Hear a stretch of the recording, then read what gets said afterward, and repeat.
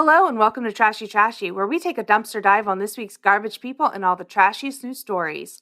My name is Erica, and I am your host. And my name is Cassandra, and I'm your other host. Hi, Erica. Hi, Cassandra. How are you? I'm all right. How are you? Yeah, I'm living the dream. Just so everyone knows, we are recording on Super Bowl Sunday. Ooh, who cares? So we'll be recording two versions of this podcast, one where the Chiefs win and one where the Bucks win. So what a little Easter egg. Yes, you don't know which one just happened, but we do. But we will. Mm-hmm. Why are you trash this week, Erica? Well, I have a two-parter, a twofer, if you will. Love it. First off, this week alone, I have cashed 2 checks for under $2. Uh-huh. For why? One was a class action settlement that I won for $1.39. That you won? I won your efforts alone? Yep. Took a class of people to win this money from Who'd you sue? Who did you sue? AEG, a concert presenter. I guess I worked for them at some point. Oh, okay. Tight. Yep. And the other was from Game Show Ready, a Instagram-only game show. Oh, okay, cool. Yeah. And I have a correction. Last week, I was talking about a Dave Chappelle show sketch, and I used the term crackhead. And I would like to preemptively apologize. I don't think that was the right term. I don't think the context was okay, and I apologize. I shouldn't have used it. Okay, cool. That's all I want to say. Is that the terminology that they use in the sketch? It absolutely is, but that was like a certain time and a certain place, and I don't feel like I should have used it. I gotcha. Cool. Yeah. Look at you. People change. People change. People grow. Mm-hmm. Why are you trash? I recently came across some of my old headshots. I've been in the business of show since I was 13, on and off, of course, different varying levels of attempts and things like that. Not successful as a child, chubby, I guess, and back in the early 2000s, no one wanted a chubby child. Now I would have been, cleaning up. But anyway, so I came across these old headshots. I posted one on my Instagram. And I remember that photo shoot being 13. This is back when headshots were black and white, and wearing all of my like Hot Topic bests, because it was like I didn't know anything about the industry, so it was less about like, oh, let me dress for like the kind of roles that are out there. It was like, no, I'm going to pick my favorite clothes and get these pictures taken. And so undoubtedly, when I, got my first agent and stuff, I was immediately pigeonholed into being like a little goth child. But it's like, yeah, I was wearing Hot Topic stuff. So the one I posted on my Instagram, I'm wearing a off the shoulder top, which is a black and white photo, but it was red and black. And right across my 13-year-old boob area is a zipper, which, by the way, when you unzipped it, did not open at anywhere. But I've got my little thumbs in my low-rise jean belt loops and a little studded belt on, and my hair, it looks like I started straightening it and then stopped halfway through. Like, I look ridiculous. And then there's another one where I'm sitting cross-legged, which like every kid ever has a headshot where they're just sitting cross-legged, like on something. So I'm like sitting cross-legged and I'm wearing like these big chunky like DC skate shoes, which never, ever, ever came in contact with a skateboard in their life. And then there's another one where I'm wearing a level 27 shirt, which level 27 for all the posers out there is Billy Merton, I think is his last name. But it was like one of the guys of Good Charlotte. That was his clothing brand. So the guy who was the photographer's assistant said that he had the same personal trainer as Joel Madden from Good Charlotte. And this was like, oh my God.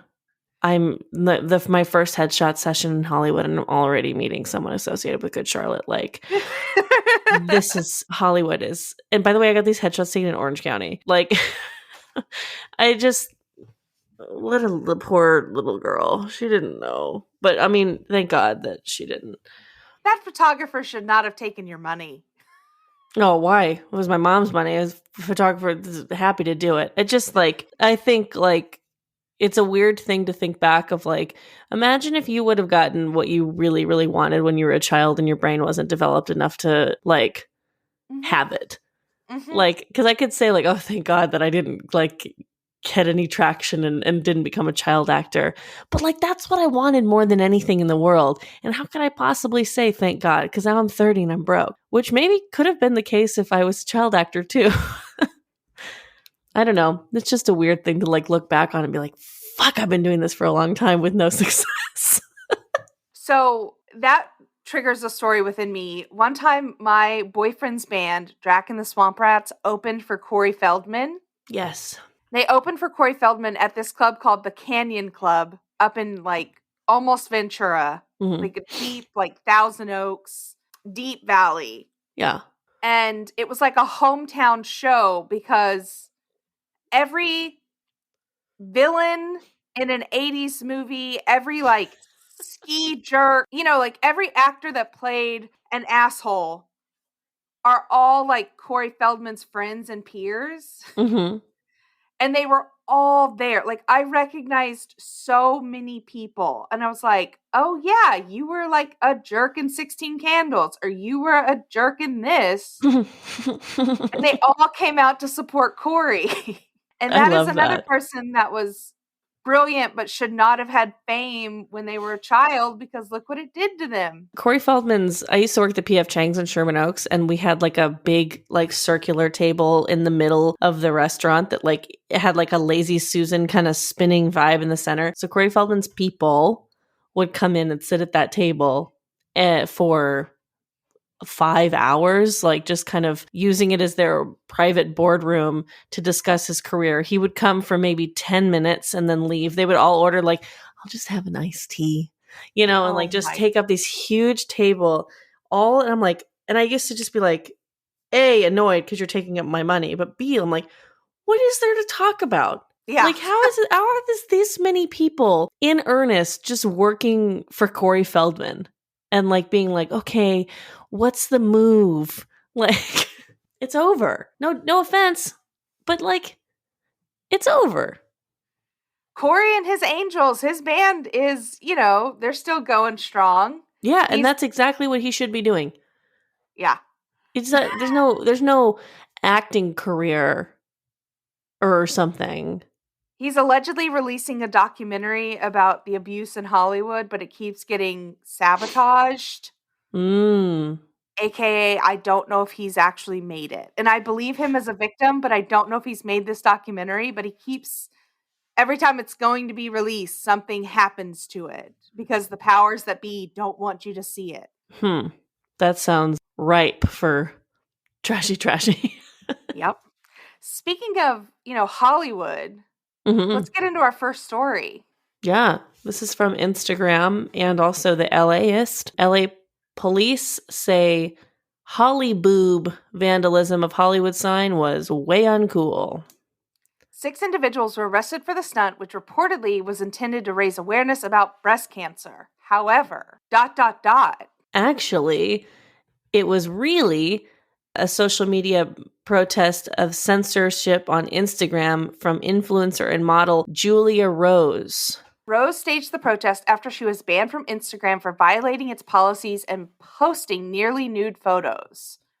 The act also served as an opportunity for Rose to promote her digital pornography magazine, Shag Mag, which also had its Instagram account banned. Did I find the right Julia Rose on when I just Googled her right away? Because no, there's no way. That's a 47-year-old actress. That's not right. But it looks like she's dabbled with Logan Paul. That checks out. Oh, yes. Okay, I see. This is definitely the right one. This one with the really deep tan and yes, and the Shag Mag t-shirt that shows her underboob. Underboob's so hot right now. Underboob is so hot right now. You know what? I think I already plugged this place, and we talked about it before. I got a bra from Cantique, LA. And which is great. And they like literally like please shop from there. Like, it's a small business in LA, and she just started selling in Nordstrom, but they go up to 5x the sizes, which is really great. All inclusive brand and gender inclusive brand. I put on the bra. It's a dynamite, and it intentionally has underboob built in. Oh. Yeah. Ooh. Yeah. Pretty tight. Yeah. Shop Cantique, everybody. Shop.cantique on Instagram. I mean, you know what? I thought this Holly boob thing was cool until I found out who it was associated with. Is that like fucked up? No, if it was breast cancer awareness, I'm on board. But because it was to promote or just to, protest just general nudity guidelines, like there has to be some boundaries on Instagram. I think they take it too far, but I don't want somebody that, as an 11-year-old that has an account, having the same access to under boobie that a woman in my 30s, have. Yeah, I mean, I almost just would have preferred if it wasn't like even raising awareness for anything. It was just like some dicks who were like, let's put a B over the W. Mm-hmm. Remember Holly Weed when weed got legalized in LA? Yeah, that was pretty sick. How are they getting this close to the sign? There's ways to do it. There's a hike that takes you like right up. I was always under the impression that sign was under like constant surveillance. There is like a trust. There's like an organization whose job it is to keep the Hollywood sign there. Like they fundraise to raise money to keep it there. Mm-hmm. But don't think it's under like gunpoint surveillance. That's how I always thought it was. Oh, that would be nonsense, I would say. I mean, they do it at the Louvre. And I would argue that the Hollywood sign is LA's Louvre. Yes. That is our cultural contribution to the world is the Hollywood sign, which we're constantly having to like pray that no developer just buys and runs down and builds into a house. From my apartment in Koreatown, I can see the Griffith Park or the Griffith Observatory. Yeah. I can see it I have a straight shot to it. I remember that. You showed me that the last time that I was there, which was now fucking 1,000 years ago. Every time I forget about it and then I see it again and I'm like, damn, that's cool. Yeah. I don't really have any good views where I'm at, but that's okay. But you're in such a prime location. Yes, location. Let's go to our next location, which is a local city council meeting in Idaho. Yes, according to theinsider.com, an anti-masker ranted about the nonsense of mask wearing during a local city council meeting in Idaho. Katie Duggar is seen at a meeting hosted by the city of Lewiston on January 25th wearing a colorful outfit, which she says is the only way she can avoid wearing a mask. You know why I'm wearing this?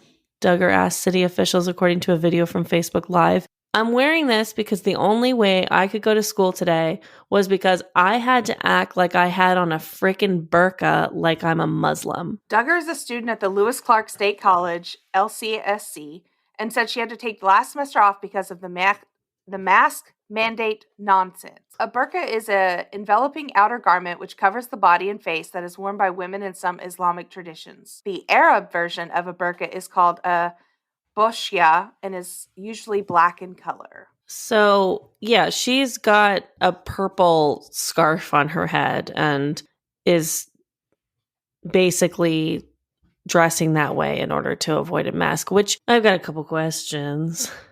I got a couple questions. Yeah, are you allowed to not wear a mask if you're wearing a burqa? I think she's trying to go for like a religious exemption. Okay. But I mean... But this isn't her religion. Do you get one? I mean, even if it was her religion, like, do you get one? I think there are certain ways to opt out of a mask mandate, and that's what people are... I don't know. I was having a conversation yesterday where I was like, imagine if Donald Trump would have just keep all the same views, all the same shitty views that you have, just if he would have just adjusted his view on coronavirus. Mm-hmm. If this would happen right now. It's not enjoyable for anyone to wear a mask. I'm not going to fucking come on my gigantic platform as a journalist and say that suddenly, like, oh yeah, masks are super easy to breathe out of. Like, no, but doctors have to wear them all fucking day. Prior to any COVID, you can breathe. you need to relax and like just fucking do what you're told and just wear the mask. But it's just crazy to me that like this entitlement of anti-masking is all undeniably leads back to the fact that Donald Trump is a narcissist who didn't want to cover his face. You know what blows my mind about his presidency is that he didn't just give us $2,000 a month from March. Like, it's not his fucking money. What does he care? If he would have done something like that, he 100% would have been reelected. Well, I mean, that was the Senate. Yeah, but he pushes the agenda down. Yeah, I mean, I don't think he didn't want anyone to get anything because he just wanted COVID to disappear so everything could be back to normal. It's like, yeah, you and me both, dickwad. I got shit I'd love to be doing right now. Oh, God. Either way, it's just like this. Enough with the anti-masking. You guys need to fucking relax. And I don't think we have any anti-mask listeners. I'll say that. I'll go on record. Email me if I do. But I don't think that our podcast reaches that crowd. Yeah, probably not. It's just one of those things where, I mean, if you know an anti-masker, just send him a DM really fast and be like, hey, relax. Relax. They're probably clenched jaw, raised shoulder constantly. And if they just would relax a little bit. If they would I have something I've been noticing that I call the Burbank ripoff, which is being in Burbank, which is like, you know, pretty, I wouldn't call it a conservative part of LA, but it's definitely, you know, it's got some leanings. I mean, as far as leaning as LA can be, but I just know, like, being in Burbank, you see people walk out of businesses and then rip off the mask the second they walk out, walking by the entire line without the mask because they basically are just doing it in order to get served and then they leave. Like, they're just following it enough, but they obviously don't believe it. Little inside behind the curtain, trashy listeners. We just had to take a break because I had to sell something on OfferUp. And I had to pee. Let's dive into our next story. Okay. From the businessinsider.com. A woman charged in the Capitol riot asked the judge for permission to leave the U.S. for a vacation in Mexico. You know what? Just really fast. I have to because it's like, I'm trash. I just did something trashy while doing that OfferUp thing that I think. What'd you do? Well, I had my boyfriend help me carry that thing down. It was like a record player. And on the way back up, I said, I'll give you $300 if you go get us breakfast burritos right now. And he fucking said no. Oh, wow. Yeah. What an offer and what a decline. I know. But I meant it because I'm a piece of shit. No, I've had a $300 breakfast burrito feeling before. You're like, I don't care. I'll give you everything I have. Yeah. Just go get a burrito. Clear the accounts. Anyways, a woman who was charged in participating in the insurrection at the U.S. Capitol on January 6th has asked a federal court to let her leave the U.S. for a vacation that she booked in Mexico. Ginny Cudd's lawyers asked the U.S. District Court for the District of Columbia on Monday to approve Cudd's request to travel outside the country. The motion, seen by Insider, said Cudd had planned and prepaid for a weekend retreat with her employees for dates of February 18th through February 21st in Riviera Maya, Mexico. Like, oh man.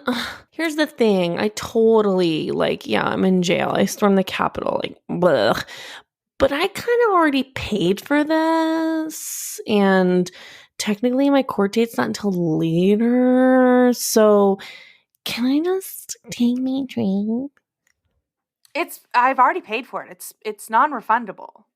Think about all the people of color who get arrested and don't give the opportunity. Like, oh, hey, can I you think I can just wait this out on the outside while I wait for my court date? My wife is pregnant. Yeah. Nope. It is fucking outrageous. We live in two different Americas. You know? Like, when I read this, I was like, so did they give it to her? Because probably. They did. Oh, Jesus. Cudd, she says that this is a work-related bonding retreat for employees and their spouses. She has been charged with unlawfully entering a restricted building and with disorderly conduct. She also apparently she previously ran to be the mayor of her town, Midland, Texas. Mm-hmm. Just a little background on Miss Cudd. She was charged in January after the FBI said video footage showed her inside the Capitol. The FBI, citing the security footage, said Cud walked around parts of the building and took photos inside. We did break down the Nancy Pelosi's office door, and somebody stole her gavel and took a picture and sitting in the chair flipping off the camera, she said, according to the FBI. The FBI described her in a video saying, "Fuck yes, I'm proud of my actions. I fucking charged the Capitol today with patriots today. Hell yes, I'm proud of my actions. Now time to go to Mexico." I just am outraged. But at the same time, I'd love to be going to Mexico. I wouldn't go to Mexico right now if you paid me because of the coronavirus. But her lawyers described her as a small business owner in Midland, Texas, an established member of the community. So, just like that rapist from, wherever each rapist case ever when they're white is like, think of all the potential. They're upstanding members of the community. Like, we can't just ruin their lives over this. We can't make this woman lose all that money on that Mexico trip just because, she was trying to participate in a coup to overthrow the government, the election. Come on. Couple QAnon videos and storming the Capitol and breaking windows and 5 people dying. But she already paid for her trip. Mexico, more like Mexa, I gotta go. Wow. That's it, right? Hey, Erica, stay trash. Thanks for listening, y'all. All right, our next story comes to us from the trash monger themselves, TMZ.com. Yeah, honestly, sometimes we get the TMZ stories and I'm like, ugh, I don't even want to read this. It's like almost too trashy for me. But this is interesting, I guess. Actor Jason Lewis. Sorry, I shot rice balls around feral cats, but they're crapping in my yard. Sex and the City star Jason Lewis got into a heated argument with his neighbor after the actor was caught firing a weapon to scare some feral cats away. But the gun wasn't loaded with bullets. I'm trying to look up who Jason Lewis was. He's like the hot he was Samantha's like LA model partner husband guy. The model. Yeah, I see. Jason was clearly upset over the cats that were abandoned after one of his neighbors died this past September. Another neighbor has been feeding the felines every day, but according to the neighbor, Jason was pissed off because the cats were pooping in his yard. He was shooting grains of rice in the direction of the cats, not to hurt them, but rather to show them he means business. But this did not sell well with the neighbor. The neighbor says it's undermining her efforts to get the cats to trust her so she can find them new homes. Okay. How do you feel about this? I feel like there are 2 different worlds that we live in, which is the country and the city. And let me explain that. I grew up in the country where this would have been perfectly acceptable. There were strays, dogs, cats, constantly. They ate wildlife. They fucked with our pets that were outside, cats and dogs. But this is a city, and it has different rules. And you have to abide by those rules to continue to live in the city. But. Ooh, what's your but? I don't know where I'm supposed to land on people feeding feral cats. My mom used to live in, she lived in a few places in Burbank, but she had this one place, I think it was her last place that she had in Burbank. And I would park on her street to come visit. And I'm not like little roaches, 16, 17 feral stray cats, which like away from under cars or wherever, like to a point where I was like, is this like scary? Like, because I'd never seen this many cats in my life. Someone on that street was feeding all of them. There's just no way. They wouldn't have all been there if they weren't all being fed by someone on the street. And I would see that and I would go, is this fucking helping anything? These cats need to be fixed, neutered. Yeah. Like something, like I get it. Like I love cats and I feel bad for feral cats and I want all of these animals to have homes, but like there's just are you helping or hurting the problem? Like don't shoot rice at them, but also like why are you feeding them? Yeah. I would say all assholes here, if you will. Yeah, I think so because I mean this guy probably lives in some like bougie, like Hollywood neighborhood and stuff where it's like, you don't want a bunch of stray cats just shitting all over your yard. But I don't know. I know, but I don't like he could have actually hit them and then in theory. No, I don't think that he should have shot anything at them. Trust me. I'm just thinking can we just not feel, I don't know. Somebody needs to handle these cats. Something should be done. Because you're right. We're in the city. We're in the city, not the country. Yeah. Yeah. Speaking of being in the city, according to the NewYorkPost.com, an 81-person French orgy broken for violating COVID-19 curfew. COVID-19 curfew. Oops. COVID-19. Man, they just orgies, we could use the city that doesn't sleep. Truly, the city of lights. 81-person orgy? That's an odd number. What is somebody doing on the sidelines? I don't know, but that stinks. Oh, yeah, the body odor must be atrocious. I'm not hating on orgies. Live your life. I'd like to be in an orgy someday, I think. But I not 81 people. I cannot possibly consent to that many people at once. I wouldn't know everybody's names. No. 5 people, maybe 10. Maybe 10. And that's about as big of an orgy as I can be. Are there name tags? That's what I immediately went to. Are there name tags? You can't stick a name tag on a bare tit. Do you write in Sharpie, "I'm Sarah"? Across your body? Across your body somewhere, so somebody can be like, "Sarah, we need a hand over here." You're in. Tap in, Sarah. You're off the bench. Quit eating popcorn and get over here. Peter, you're out, dude. You got to sit this one out for a minute. Do they serve food at orgies? Yes, that's part. It's very sexy is what I've been told. Sexy food. Who do you know? Name them. I First and last.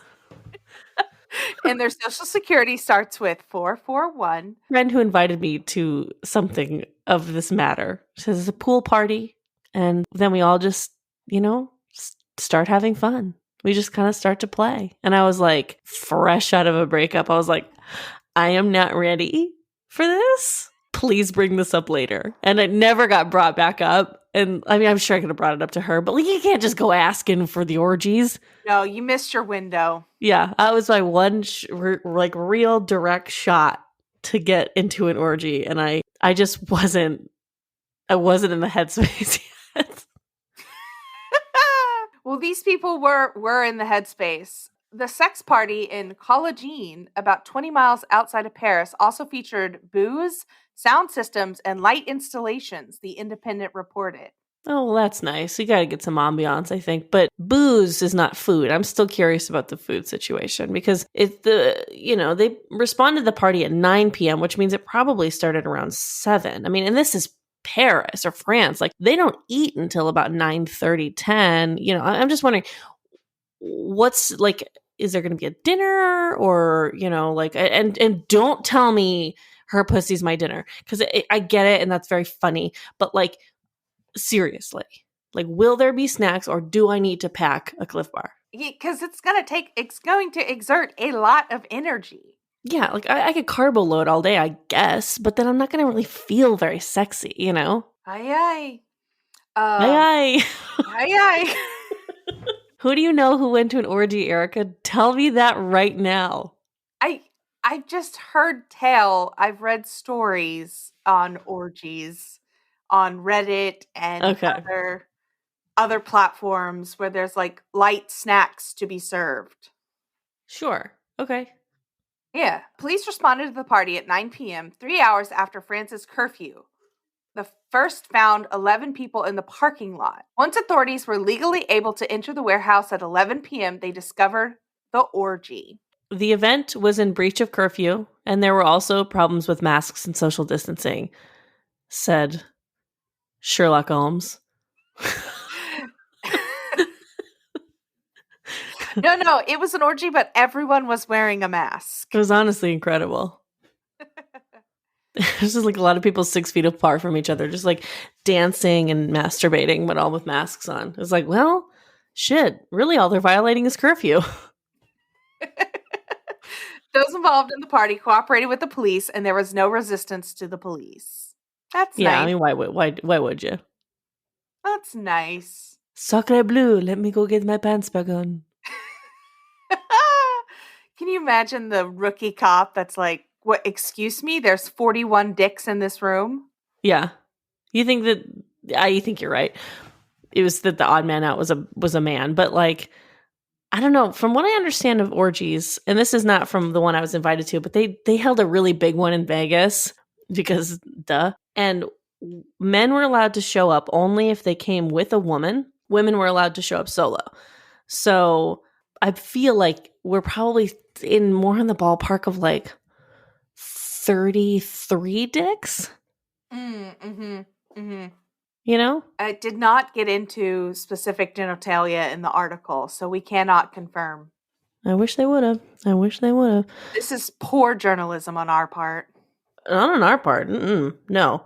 This is the New York Post's part. We're doing the best we can with what we were given. Speaking of doing the best you can with what you're given, let's get into our next story. Takes place right here in Los Angeles and Pasadena, California, as a matter of fact. According to ABC7.com, a maskless man was denied service at the Roscoe's House of Chicken and Waffles, so he returned with a gun. The man showed up to the back of the Pasadena restaurant and demanded all the chicken and waffles they could give him and ran off. He remains at large. Bum, bum, bum. The incident happened at the Roscoe's location on Lake Avenue in Pasadena around 5:40 p.m. on Wednesday. Police and restaurant officials say, restaurant officials? Who are they? The owner, the manager, I don't know, restaurant officials. I mean, I've worked in a restaurant. I've never worked with an official in my life. Anyways, they say when the suspect first walked into the restaurant to order, he was turned away because he wasn't wearing a mask and was told that he could come back if he was wearing one. So instead, he came around back with the gun, and the staff was super confused because they didn't know what he wanted because the cash registers are at the front, sir. He comes straight towards me with the gun, pointing at me, saying, "Put all the chicken in the bag," cook Robert Gonzalez says. The suspect demanded they turn over food, chicken, waffles, and syrup to him. No word on exactly what food he was able to grab, but the man ran off. He didn't take any cash. He actually just took chicken, and before he walked out the door, he took some syrup for his chicken. They were feeling scared, especially my cashier, said manager Angela Prieto.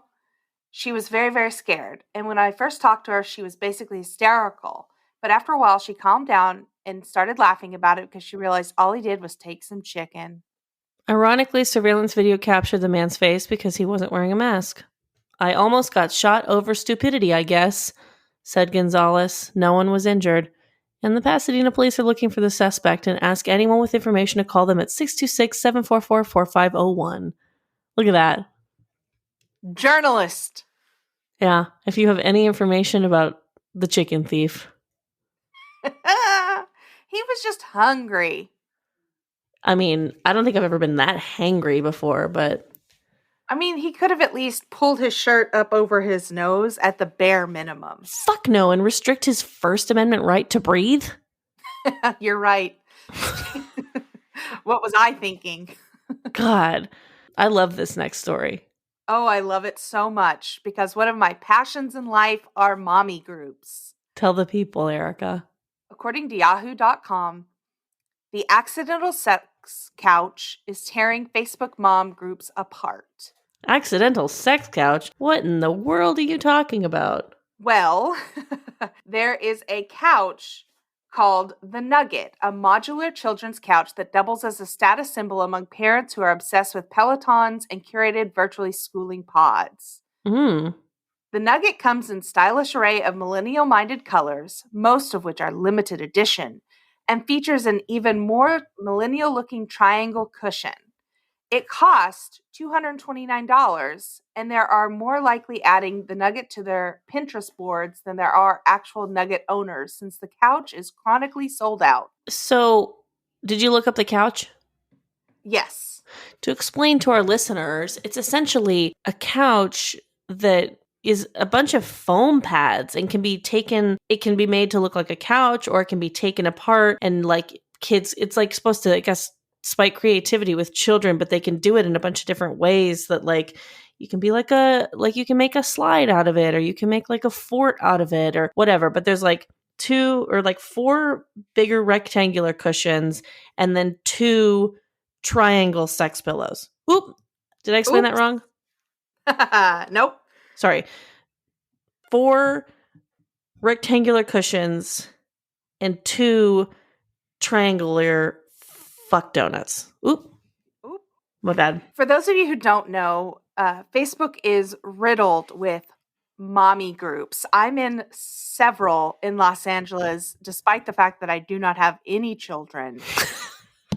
They are, get your popcorn ready, because someone can ask an innocuous question like, where do you find the best lamp bulbs? And suddenly someone will attack you for using electricity. It is so good. And people ask some of the dumbest questions and people tear them down and tear them apart. And by the way, so this whole thing about like the nugget couch being used for sex, which again, like I kind of gave it away, but like these triangle cushions are very, very reminiscent of sex pillows. Like yes. I saw this, I looked at the nugget and I was like, yeah, do I want one of these nuggets? Like well, they're sold out.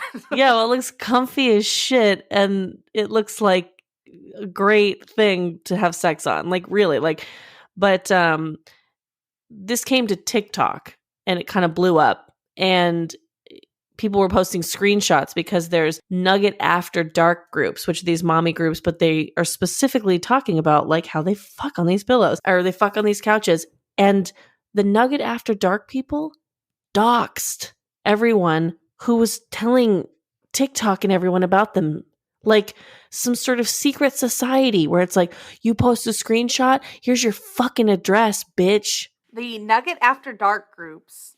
Like we have to tread carefully here. Yes, like they might come after us. I don't think that like getting doxxed is necessarily out of the realm of possibility for what we do here at Trashy Trashy, but I would be surprised if it was this people. So the thing is, you photograph your husband sitting on the box when it gets delivered. The less clothes, the better. Literally, someone just posted their husband ass naked on top of the box. That's such a weird thing. Yeah. Yeah. TikTok exposed it in a huge way. Somebody asked the question on TikTok, what isn't a cult but feels like a cult? And this triggered the slew of nugget heads, if you will. Sure. You know, how does Nugget the company feel? Well, they were reached out for a question asking if they were aware of Nugget After Dark. A spokesperson replied that it would rather not comment on that matter.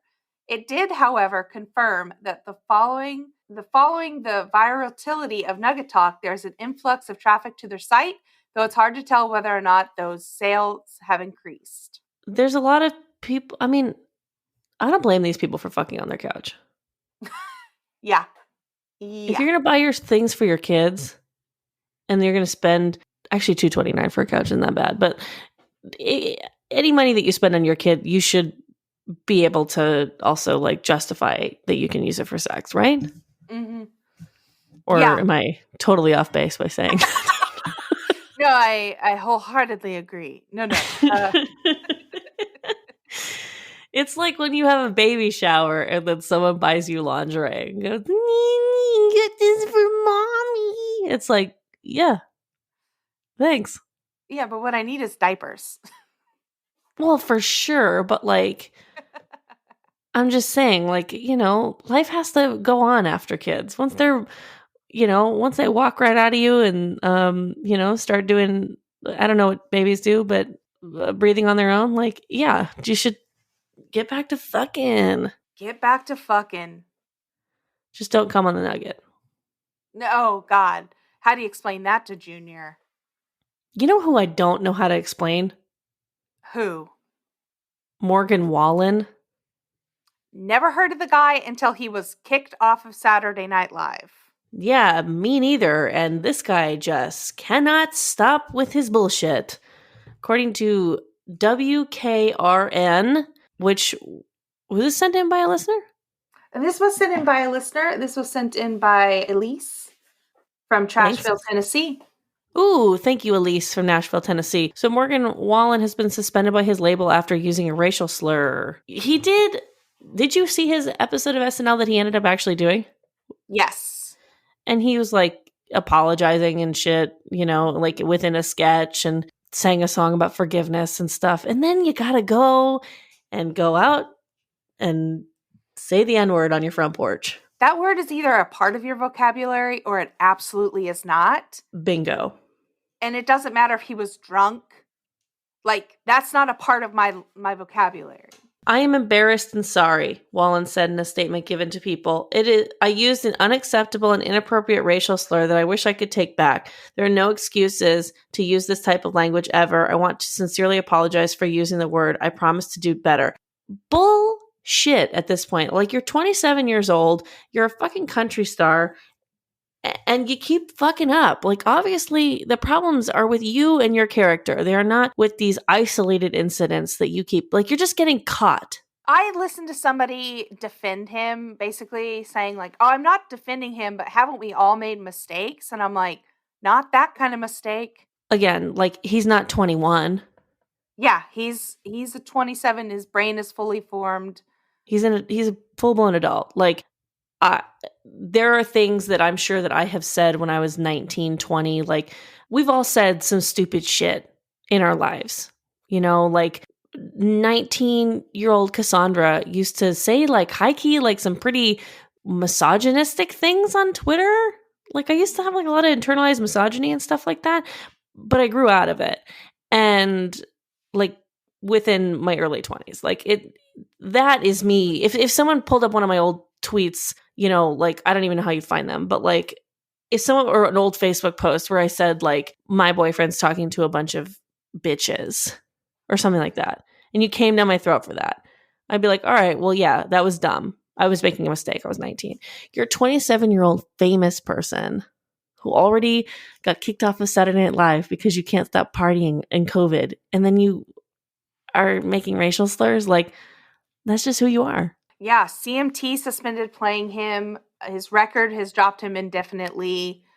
And I believe he's been pulled from a couple of appearances so far. Yeah. Yeah, so he's been pulled from several, you know, he's facing consequences. And I hate when people call this cancel culture. And I'm like, no, these are what consequences are. Yeah, you're not being canceled because you're getting dropped from your record label. You're getting dropped from your record label because you're a fucking idiot. You know who's not an idiot? I disagree, but who? The animators behind Frozen have helped decode a 62-year-old Russian cold case. Yes, so this is according to IndieWire.com. And let me just preface this by saying, obviously these coders are not idiots. I just think this story, I've got some controversial opinions, but I don't know. Explain to everybody what happened. The Dyatlov Pass incident left 9 Russian hikers dead in 1959. So essentially, these were scientists, university students, and they went for a hike, and they were found, some of them were found far from the tent. The tent had a hole ripped into it. People's tongues were missing. People were found naked. And this was like Russia in the winter. And so these kids went hiking, and we don't know what happened to them regarding how they passed away. However, due to the animation style of Frozen with the snow, they proved a long-standing theory that an avalanche resulted in the death of the 9 hikers. While researchers concluded in 2019 that an avalanche killed the hikers, many argue the avalanche theory didn't stack up, according to a quote. The team's tent encampment was cut into the snow on a slope with an incline seemingly too mild to permit an avalanche. There was no snowfall on the night of February 1st that could have increased the weight of the snow burden on the slope and triggered a collapse. Most of the blunt force trauma-like injuries and some soft tissue damages were atypical to those caused by avalanches, whose victims usually asphyxiate. Whew. The avalanche theory has now been further supported with the help of Disney's Frozen, courtesy of Johann Gahm, head of a Swiss Federal Technical Institute named the Snow Avalanche Simulation Laboratory. Gahm was struck with how well the movement of the snow was depicted in Frozen, so he decided to ask the animators who worked on the Disney animated film for the code. So, following trips to Hollywood to meet with the specialists who worked on their snow effects, they built avalanche simulation models, albeit with decidedly less entertainment purpose, to simulate the impact of avalanches would have on the human body. Using the Frozen animation codes, researchers were able to create a simulation of the Kohat-Sakale avalanche. Gahm worked on the project with Alexander Pierson, a geotechnical engineer at the ETH Zurich. The simulation showed that a block of snow on Kohat-Sakale could handily break the ribs and skulls of people in its path. Head on over to National Geographic's website to read a full report on the Dyatlov Pass incident. Although, why would you want to? It sounds fucking insane. It was just such a mystery, the way everybody was distributed. It was, as a true crime fanatic, it's one of my favorite stories. So that's why I'm being a brat, is because I'm not a big true crime person. So in my head, I'm like, who cares about what happened 62 years ago? But then again, hearing you explain it and hearing that like their tongues were everywhere and stuff, I'm like, okay, I guess that's a little interesting. Mm-hmm. But like, still. Hey man, I'm not trying to act like I don't care about this story. I'm just trying to say like 62-year-old mysteries. Like, damn. You want to know something trashy that just happened to me? What? I had popcorn yesterday and I just discovered a piece of a kernel stuck in my mouth while we were recording. And the skin of a popcorn kernel was in my mouth still. A 12-hour-old mystery. A 12-hour-old mystery. Solved. Solved here on Trashy Trashy. Whatever. I'm being a brat. I guess that story is pretty cool. Well, our next story is equally as cool. According to worldnewsera.com, plane flies over Robin Hood's headquarters with Suck My Nuts banner. This is a good use of the money you just made off of GameStop. Hire a plane with a banner telling Robin Hood to suck your nuts. Like, finally, our economy is being stimulated in a meaningful way. Finally. The message, which is dripping in anger, is an above-earth response to the company's decision to restrict trading of 50 stocks, including GameStop, AMC, and BlackBerry. The guy posted on Twitter, it's happening at 4:30 p.m. Pacific. A plane will be flying a banner over San Francisco that says, "Suck my nuts, Robin Hood." And I slid the pilot some extra money to circle right above Robin Hood's HQ for a while. Go take some photos. I don't even live there. And then he posted a picture of the flight path. I mean, this is what happens when Reddit takes over the stock market. Stonks. Stonks, bro. Residents of San Fran saw the banner Friday afternoon, much to the delight of many, especially those who can't play the same game people on Wall Street have been playing for decades. Remember the late 90s when tech stocks were skyrocketing way beyond their worth? The free trade app got hit with a class action lawsuit one day after Robinhood barred retail investors from continuing to buy stock in companies on the verge of collapse. It became an epic battle between Redditors and hedge fund managers. You know, Robinhood didn't... Here's the thing. This guy's been doing interviews on like every fucking news outlet ever, trying to protect his like brand and his name, but he basically, there was a liquidity problem. They couldn't keep putting up the money to buy all these stocks, these stonks. So it was less them trying to, protect the hedge fund managers and more like them trying to not themselves accidentally go out of business, which, by the way, I've got a hot tip. Hot tip. It is probably not that hot, but it's hot to me because I didn't know. Apparently, today, Super Bowl Sunday, or yesterday, for all of our listeners who listen on Monday, Elon Musk is supposed to like air a ad about Dogecoin. Oh? Yeah. So like, if you get in right now before the Super Bowl, which only an opportunity that you and me will have as we talk about that. Dogecoin is up to 7 cents right now. It's only 7 cents? Mm-hmm. Like, high key, like, should I get some of this stuff and then tell you guys what happens next week? It's really hard to find where to buy it right now. I think you can buy it on Robinhood. Are we supporting Robinhood, though? I don't give a fuck. I'm like, okay, like, I think that he said it was he said he couldn't, it was liquidity, okay? Like, I believe him. I believe the tech bro. I'm Are looking you up looking up how to buy Dogecoin? Uh-huh. Elon Musk is like very much like the punk rock billionaire. I do not like this man, Elon Musk, but I'm saying like he is just like, he posted hashtag Bitcoin on his Twitter and then Bitcoin fucking went through the roof. And now with the Super Bowl ad for Dogecoin is kind of like, well, Speaking of money, let's get into our next story. According to the dailymail.co, man who spends 10,000 pounds, is that a pound or a euro? Let's say pounds. Are you going to look it up? Yep. What is it? Pound. It's in Switzerland. It's a pound? Fuck yeah. Fuck yeah. Ooh, I'm so traveled. A man who spent 10,000 pounds on prostitutes using fake money he printed himself, dubbed so bad a blind man could see it wasn't real, is convicted in Switzerland.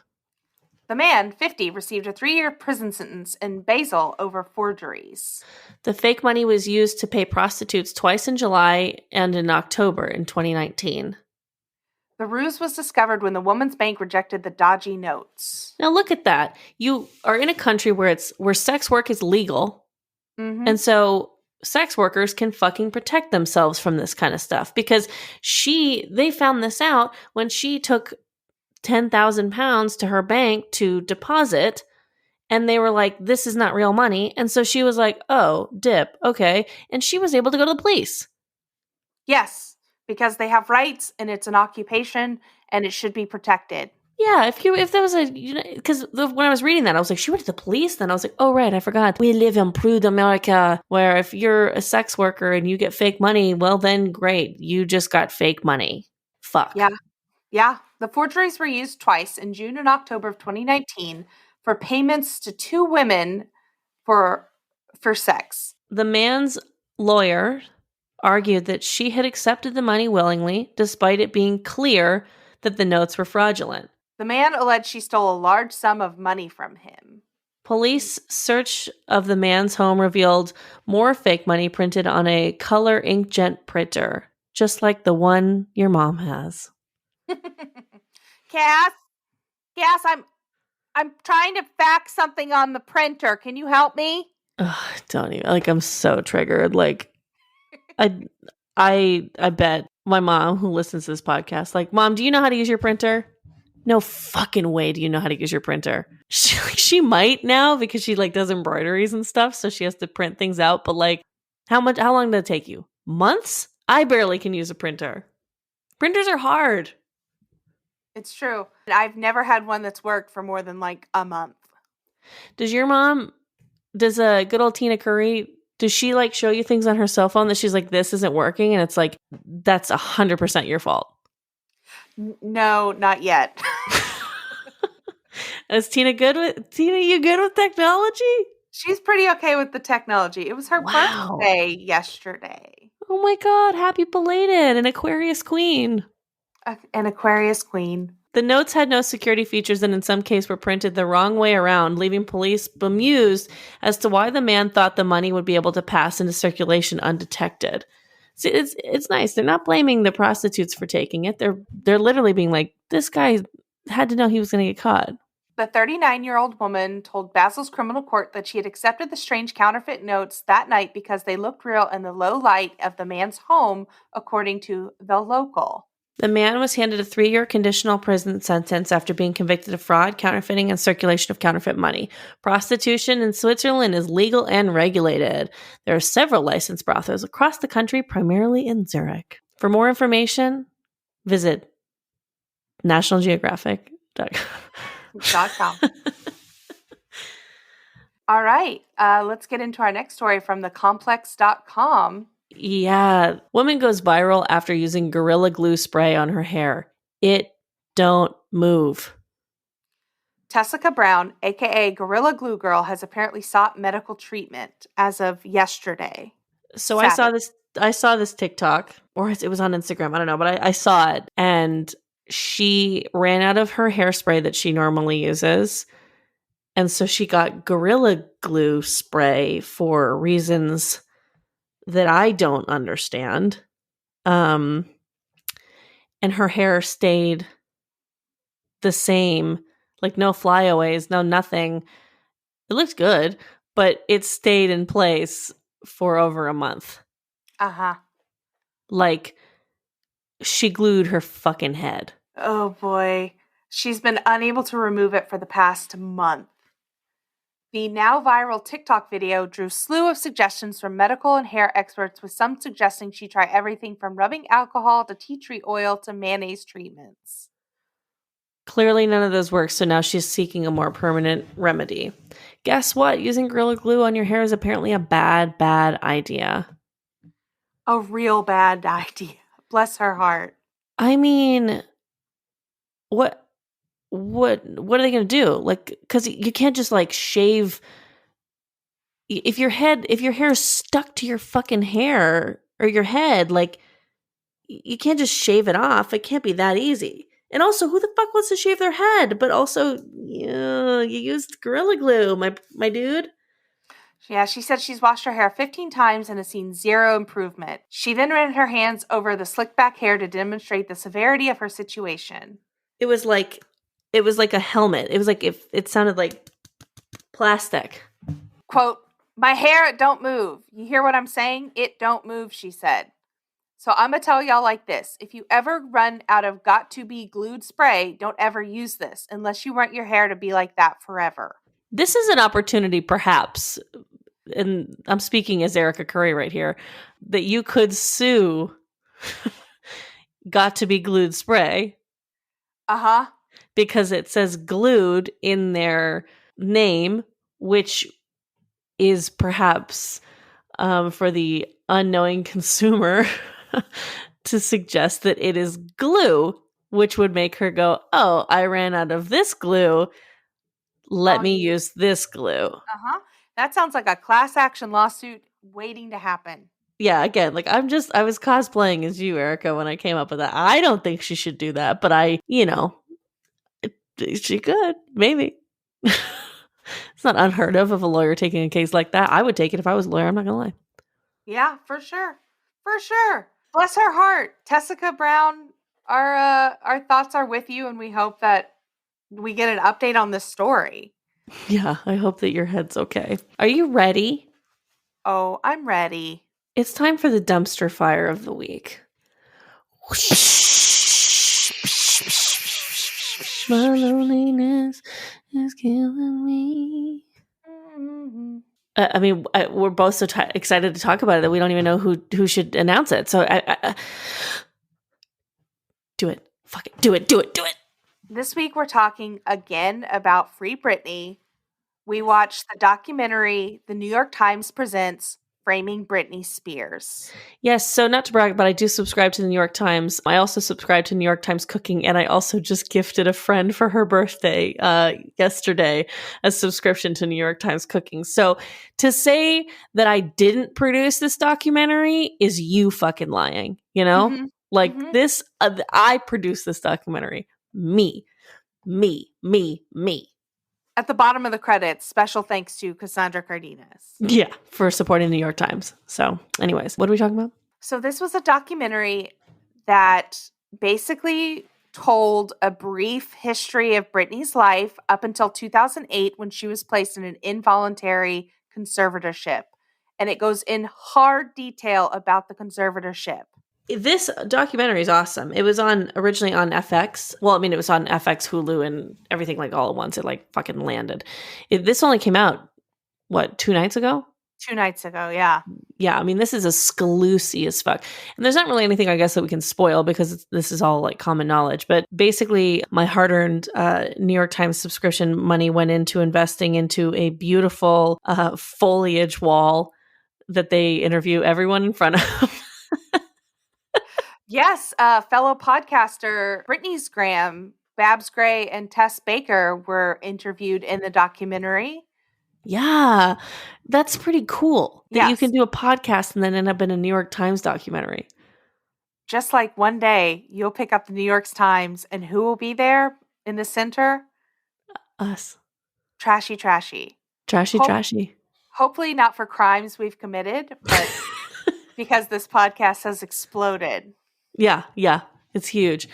So this documentary goes into kind of like, we can't talk about the Free Britney movement without explaining who Britney Spears is. And they really like, from an early age, like pretty much all throughout her career, kind of build the image of who Britney is. And it's pretty fucking sad, like when you're watching it and realizing. So when you're in it, like again, like when Britney Spears came out, I was in 1997 was that her, or 98, 99? I was 7, 8, 9 years old and like had that album and stand Britney, loved Britney so much. And so when you're a kid, you don't know any of that stuff. And then by the time she was allegedly going, quote unquote crazy, I was like a teenager. And so, and it was, no matter what age you were, the tabloids were on fire, like with her. But you're watching her like go from this like functioning, like sweet girl who is also just trying to like have a career that she's happy with and like just perform and be her, and then just watching her life get fucked up by like paparazzi and media attention. And like she didn't go crazy, she just, any one of us would have done what any one of us would have been shaving her fucking head. Yeah, I 100% agree. The pressure and scrutiny that she was placed under was unbelievable. I mean, imagine like just being like, imagine being a mom in, and I don't mean to like use this term lightly, but like it's kind of like something a little short of a war zone. Mm-hmm. She's being bombarded constantly. Yes. Every decision, every action was documented by the paparazzi. There was no light breaks for her. I mean, it's pretty devastating. And like, so now then they go into the conservatorship and seemed like she was hesitant and didn't want it from the get-go. Also seems like this other weirdo was taking control of her life for like a hot second. Uh-huh. I don't know. Who cares? It's just some other weirdo. Watch the documentary. And they talked about like how like Justin Timberlake, like all these different ways where she got formed as a bad person. And a lot of it having to do with just how we treat females in the media and in the industry, and like the kind of scrutiny that she came under that was not comparable whatsoever. Like if you looked at what boy bands dealt with, which was very little, they literally showed like a GQ magazine where it was like Justin Timberlake on the front. He's like, that said like he may make sissy music, but at least he got in Britney's pants. Like that was a cover of a magazine. It was, I mean, it's disgusting the way we've treated this woman. Yeah, the early 2000s was definitely like wild, and like I'll say like a different time when it comes to like toxicity in the media, and like I can't, unless it's just easier to shut out. Like I don't believe that tabloids go as hard as they used to. Yeah. I mean, no, there's the normal players, of course, that they get photographed, but like Brad Pitt's not getting run down every time he walks to his car. Yes, every time he goes out for Taco Bell or makes his way to Starbucks, they're not necessarily all up on his shit. Yeah. But like there was a time when it was just like Lindsay Lohan and all these figures that like we see as like these crazy women. It's like, we're the reason. We did this. Mm-hmm. So it's our responsibility now to free her from this. I think the movement is getting a lot of public support. She has a hearing coming up on February 11th. Yeah. And this documentary, I'm sure, helped. Mm-hmm. I think a lot of people are just unaware of what Free Britney is and the conservatorship. And, they saw her performing. Like under the conservatorship, she did a residency in Vegas. She was on a sitcom. Like she worked. So people think circus.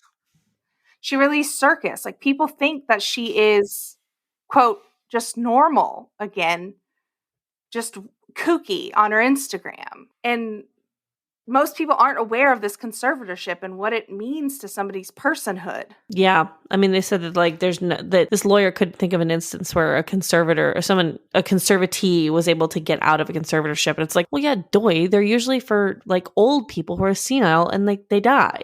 The conservatorship shouldn't be allowed on youth in general. Yeah. No, I totally agree. There's got to be other ways. It was very reminiscent to me of like when you like read about Marilyn Monroe's life and how, like there were so many people monitoring her and keeping her drugged, and like she lit like these people who were supposed to be helpful and helping her like moved her into a neighborhood like, oh, we're just gonna have like, and lo and behold, her neighborhood's like surrounded by like spies, like so many people like controlling the product. Like she is not a product. She is a person. She's a person. And so it felt very reminiscent of that. And a lot of people are like, well, she's not in the right mental state and she's not going to make smart investments with her money. You know what's her God right to do? Spend every last goddamn dime on whatever she wants. She earned it. I mean, right now she's paying for her lawyer and her conservatorship's lawyers. She's paying for everything. And like, also, I'm kind of shocked that her estate is only $60 million. Yeah, I think that's undervalued. Or either that or she just must have lost a shit ton of money over the years. Like, because if she was making like almost $1 million a week when she was in that Vegas thing, so that's 52 million right there. And that was only a few years ago, So there's obviously like been a lot of mismanagement of money and she's obviously lost a lot of money and blah, blah, blah. But like they're framing like, oh, her dad is the conservator and he was like not even really present in her life much until all this started happening.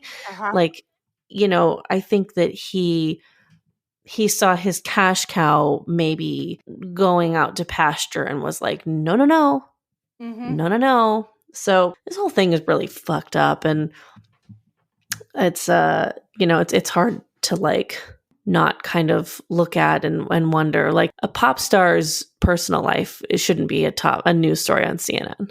No, I 100% agree, and I keep saying no, I agree, which is an odd phrasing, but I agree. Like, let these people live. Like, they just want to entertain, but their personal lives are really none of my business. Yeah. So thoughts and prayers, Brittany. We love you. We hope that your thoughts and prayers in a serious way, though, not in like in a sarcastic way. Yeah. Like love and light, my friend. Love and light. That's better. My Sagittarius queen. Are you hoarding anything this week? Yeah. Okay. So I watched the pilot for this show called The Wilds. It's on Amazon Prime. It's like Lost. A lot of people are like, it's like Gen Z Lost. I've only watched the pilot because like high key, I have to really be in the right mindset for this. But like this show is so much more than just Gen Z Lost. Like it's in fact, the only thing that connection with Lost is that they're on an island and something weird might be going on. But like this is these young teenage girls and all of the plight and trauma and bullshit that goes into being a teenage girl. Like, because I say because I went through these things of like, you're sexualized too early, you're still a fucking kid and you're getting put into adult situations and, you're getting preyed on by men and like all these kinds of things. And it's just like, it's incredibly triggering to watch. I'm not going to candy coat it. It's very triggering to watch, but I think that it's really like, so far, again, I just watched the pilot. I'm going to watch more. My therapist recommended it to me, but it's pretty fucking good. Like, but yeah, it follows like these girls who, they got in a plane crash and crashed on an island. And so the narration style of it is that, like one of them is like, they're going with like the FBI or whoever's investigating the crash, like they're kind of recounting their incident, like, and she's going over it. And one of the, like her things is like the trauma that we all, like you guys keep saying the word trauma, like the trauma that we've endured did not come from that island. It came from before the island. And like everyday life of being a teenage girl, of being a young woman. So wow. Really good. Definitely watch it. prepare to have some conversations or the desire to have conversations after. I know I did. So yeah, I'm gonna keep watching it. It's just I got to take it in shifts because we're in a fucking pandemic. Like my anxiety's already through the roof. Like so. What are you hoarding? I'm hoarding the latest season of RuPaul Drag Race. Fun. It's got some real heavy hitters. Simone is the moment right now. I think they are the early front runner to win, but it's real good this season. They did a twist in the first episode where two girls entered the workroom and they immediately had to lip sync for their life, which is like how you determine if you stay or if you're kicked off that week. And so there was a winner and a loser. Like 6 or 7 of these mini lip syncs happened back to back. So there was an A group and a B group. Wow. Did they get to like warn each other that it was happening? Nope. So you just walked in and you think you're the first person in the workroom, or there's one other person in the workroom. And then boom, you're immediately called to the stage. You're immediately going to lip sync for your life. And the B group, the losers, AKA, they were told, okay, you guys you get to stay. You're not immediately sent home, but you have to vote one of you out right now. And so based on first impressions and looks alone, they voted somebody out, but then twist, that person went in with the A group. Good. Yeah. It's a season full of, whoa, I didn't know you could do that on Drag Race. I mean, why not? They've been going for like 1,000 seasons. It's good that they're shaking it up. Yeah. I never watched Drag Race. I don't know why. I know it's like catered to things that I like. Mm-hmm. You would love it. Yeah. Yeah. Are you throwing anything away? I'm throwing away. So the Real Housewives of Salt Lake City had their season finale, and which I enjoyed very much. I enjoyed the whole season. I thank you, Erica, for recommending that on this podcast. I have found a Housewives franchise that I'm on the ground floor of that I will stay on. But the first 5 or 6 minutes was just they recap the whole season, montage of like this past season on whatever. And then they spent like time going from like person to person and then giving them these weird black and white flashbacks of what just happened in Vegas. And to me, I'm like, I know that these editors are just having fun, but I'm like, you just wasted 6-7 minutes of a 40-minute show on things that we've already seen, which makes me feel like it's very evident that you're out of content. And like maybe it was because of COVID or I don't really know, but I was kind of bugged me.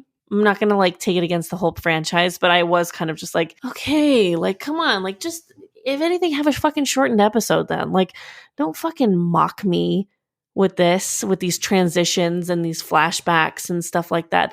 That's where I start to lose interest in these reality shows, is when they spend so much time like doing exterior shots or like things like to show motion or like to do flashbacks that I'm like, oh, this is actually about nothing. It takes me out of it, you know? Yeah, I agree. I think it's like a good refresher for the unsavvy watcher. Like you're very savvy. You pick up on everything. You know, you're with it. And this is for the more casual Housewife fans, the people that wouldn't remember what had just happened or what was going on here. I think it's their way of kind of throwing it back to them. So we're watching the dumbed down version for the dummies. Yeah, but it's like, you don't know that Mary Cosby was walking around her house in that specific moment, suddenly having flashbacks of the phone call that she had in Vegas or, you know, like, but fine, Erica, I'm just too savvy. What are you throwing out? I'm throwing away a grocery delivery or pickup from Ralph's when they do substitutions and they don't let you know what they're substituting while they're shopping. They just give you a little sheet that says, by the way, these are the substitutions we made. You had no option in what you got to pick. Wow. And I know that's very niche. It's a local grocery chain to LA. I mean, it's Kroger brand, so whomever is your Kroger supplier. I know that there's King Soopers in Colorado, and I think it's called like Mahair. No, it's not called Mahair. That's how I thought it was called. It's called Major. But like, it looks like Mahair to me. But that's like that's the version up in Michigan, and there's another one up in Washington. I don't know why I know every Kroger brand, but like it's Kroger. She's Kroger. I just want more options to make substitutions. Like, I'm so grateful somebody is shopping for me. I try to tip well when I go, but I just want a hand in it instead of just being told, well, we just didn't replace it, or we just made this crazy substitution. You're doing this because you're afraid of COVID, right? Yes, I am not shopping in person right now. That's the one thing I haven't, I go very infrequently, but that's the one thing I haven't given up. I'll still double mask and do it because I have to be there to pick out my own shit, especially when it comes to produce. Yeah, it's a gamble. It's a gamble for sure. Where can the people find you? At Cass Cardenas on Instagram and Twitter. Here's a fun one. If you'd like to be friends on Peloton, I'm at Cass at Noon. Let's ride together, y'all. I've had a Peloton for like a hot minute, I don't remember. I don't know how long, but I've had it for a while, and I was like, oh, I should just like ride with my friends, ride with my trashy people. So anyone who listens to this podcast, if you have Peloton, at Cass at Noon, bro, let's do this. Let's go. Yeah. I need to get on board. Where do they find you? At Iconic Erica Curry on Instagram. And you can find me at Gillygal on Twitter. And you can find this podcast at Trashy Pod on Instagram and on Twitter. And we see you when you follow, and we really appreciate the engagement. It does not go on deaf ears. Thank you. We love you.